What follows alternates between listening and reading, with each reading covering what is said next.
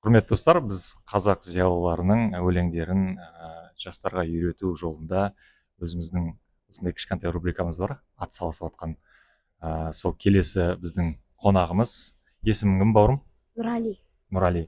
Бүгін кімнің өлеңін оқып бересің бізге? Мұқағали Мақатаев, отан. Отан ба? Ал баста. Мұқағали Мақатаев, отан.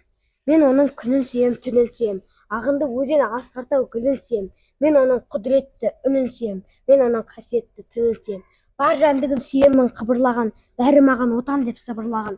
Жаным менің кеудемді жарып шықта, боз торғай бол оның сыбырлаған. Тамаша, тамаша. Негізгі мағынасын айтып берші осы оқып берген өлеңнің. Не туралы айтылды? Отан туралы. Қандай болу керек дейді? Отанды сүю керек дейді ме? Отанды сүю керек. Жақсы көру керек. Жақсы көру керек дейді, отан үшін қызмет ету керек, иә. Ал отан дегеніміз кім? Еліміз.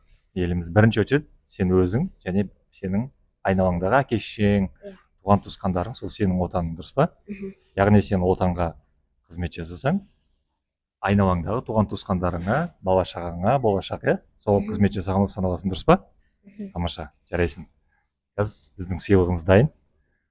Ал құрметті достар, міндетті түрде лайк басыңыздар, жастарды қолдайық және поделиться жасап, бізге подписка жасап кетіңіздер.